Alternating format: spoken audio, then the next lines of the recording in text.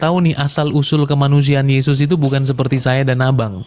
Bukan seperti manusia yang lain. Bahwa Yesus itu firman Allah yang turun datang sebagai manusia. Nah, sebelum dia turun datang sebagai manusia, sudah ada pemberitaan oleh malaikat. Sudah ada pemberitaan, ya, tentang apa? Tentang bagaimana rahim Bunda Maria itu akan disucikan dan dikuduskan.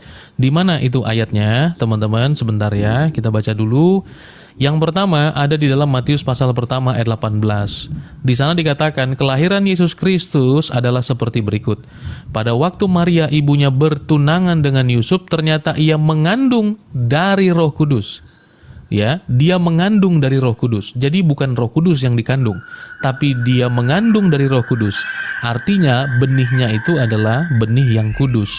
Ya, kemudian di dalam Lukas pasalnya yang pertama ayat 35, sebelum Bunda Maria juga mengandung, malaikat berkata begini.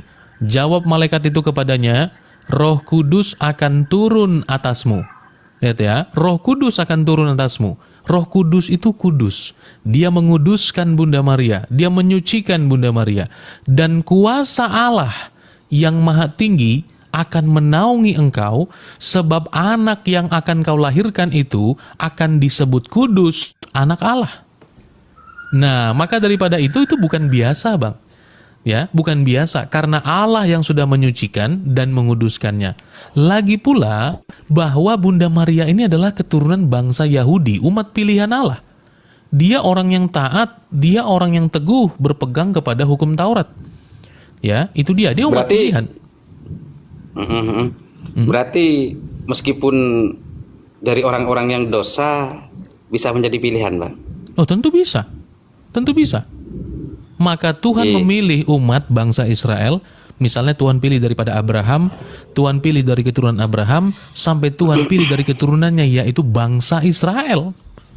Itu Tuhan pilih, karena semua akarnya manusia, tidak ada yang bisa mengatakan, aku satu-satunya manusia yang tidak suci, manusia yang suci. Tidak ada. Semua manusia berdosa. Ya, maka Tuhan beri aturan kepada mereka semua yang Tuhan pilih untuk hidup kudus. Kudus itu artinya kados, dalam bahasa Ibrani itu khusus artinya. Ya, Tuhan kasih aturan kepada bangsa Israel itu khusus. Ya, itu dia. Nah, maka kepada Bunda Maria sesuai dengan nubuatan dari suku Yehuda akan lahir seorang raja. Itu nubuatan untuk Yesus Kristus yang akan datang. Seperti itu, Bang. Jadi itu tidak ada masalah. Tidak ada masalah tentang kesucian Allah seperti itu. Karena pada dasarnya semua manusia itu Allah ciptakan suci dan kudus. Ya, nah makanya Yesus itu datang disebut sebagai Adam kedua, Bang.